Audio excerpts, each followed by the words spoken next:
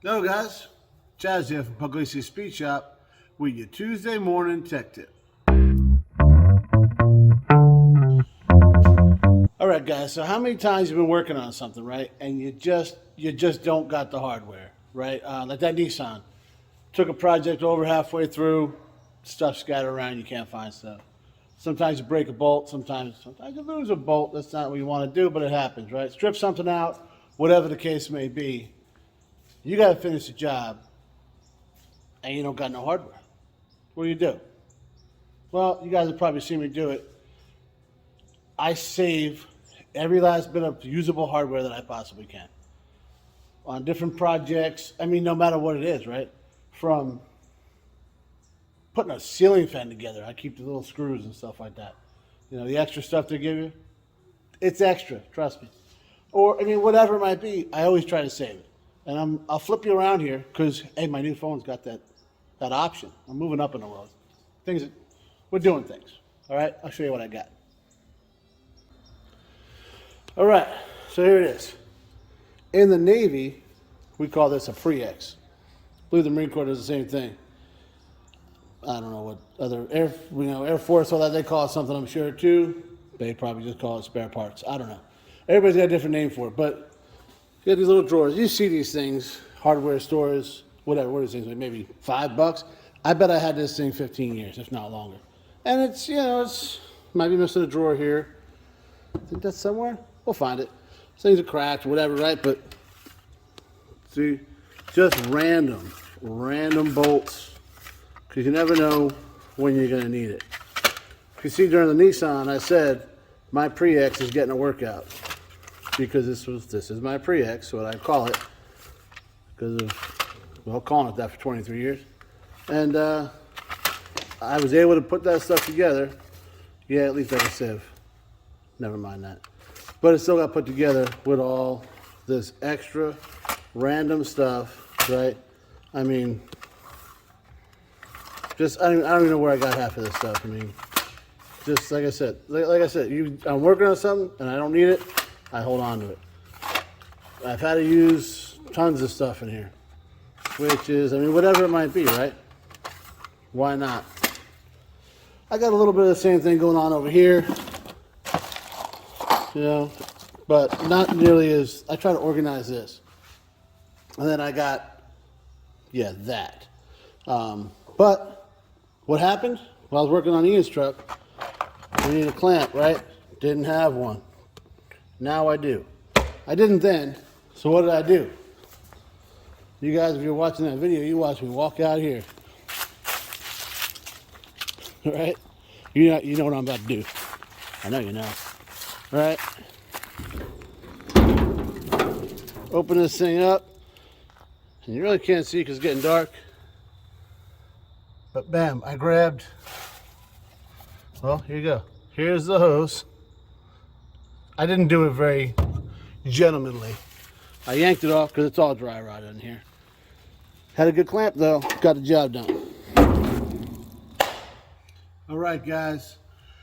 I'm thinking we didn't really learn a whole bunch this week, but probably reminded you of some things, right? Because this is not a new concept. I remember when I was a kid, right? My grandfather, he had his little workroom down in his basement, It was in the back by the boiler. It was creepy. I didn't like it. But above his workbench, he had the rafters, right? So he had the mason jars up there, He screwed the top of it into the rafter, and then and that mason jar would have, screws and nails and whatever else, That was his Pre-X, Now,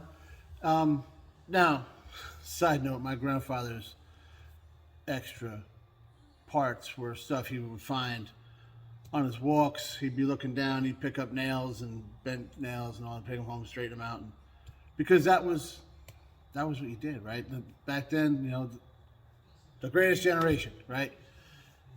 That's what they did, because they lived through the Depression and when they didn't have nothing, and you had to reuse everything, That's all gone by the wayside now. We just buy new everything, and we buy trash, and then we use it once and we throw it in the trash, that's not, it's just not going to work. You know, it don't work for me. I'll tell you that. You know, like my grandfather, he passed that mentality down to my mother, and I'll tell you what, my mother, she don't get rid of nothing. You know, so she passed it down to us, and I passed it down to Andrew because eventually we're going to run out of this stuff. You know, and I'm not trying to make this into like a history lesson or whatever, like, but it's the truth. You know, so perfect example. Now, granted, yeah, I can't go to the hardware store and get new stuff. Got it. I understand that. However, one, I'm wasting money at the time. You guys saw how much stuff I got over there. There's nothing wrong with it. And you guys see I'm down here late a lot, you know. I live in Amish country, so, you know, things close, right? So when they do close, and I still want to get a project done, or even just, you know, even if you're not in the middle of nowhere, you're in the city somewhere, whatever, suburbs, you name your location, it's easier to walk over here to the workbench, grab a screw out, and put it in the car. Rather than, you know, you clean up, you get in the car, you go down to the store, it's the whole thing, then you get, you know, you're wasting time, right? You could have been done. Now, and I've actually run into this problem at work, believe it or not, with aircraft. Don't try to save stuff that ain't good. If it ain't good, throw it in the trash, okay? Because it's just not going to work out for you. It's going to fail, put it on a thing, and end up stripping something or breaking something. Now you got to deal with that.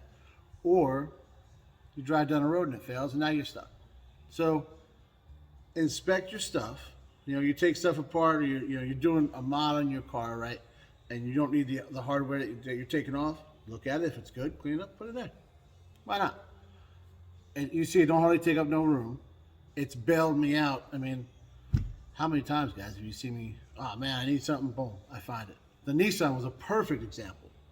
I didn't have half the hardware, and it wouldn't have been together if I didn't have that. With Ian's truck, that was. I don't like pulling stuff off other vehicles. If it's another running vehicle, I'm not going to pull it off there. But in that case, Ian needed the truck. I knew I had some clamp that would fit over there. And, I mean, that thing, you know, it's been sitting there for a hot minute, right? We're not going to... It's not going on the road tomorrow. Yes, I am going to get to it. I know when I sold the S10, I said and I am motivated to work on it, but I got to get this other stuff. And we talked about that, so that's that. But you saw how that hose, I ripped it, and it just came off. So it was bad. The clamp was great, but the hose was bad. So I'm not going to run that thing with those hoses. It's probably been on there since the 80s or before. I'm not going to do it. So I'm going to have to change all that stuff anyways. I'll be prepared then. So, well, that's the plan, all right? But Ian needed a clamp. Ian got a clamp, right? He's good to go. That's just how you do it. So, a couple things, you know, my mother's favorite saying, well, one of them, I'm not going to, you know, waste not, want not, right? She told me that my whole life, and she couldn't be more right. So, don't throw your stuff out. Put it aside. Get yourself a little bin. Get yourself a mason jar and put it on the top. Why not, right? Just save your stuff. It'll bail you out. Thanks for watching, guys.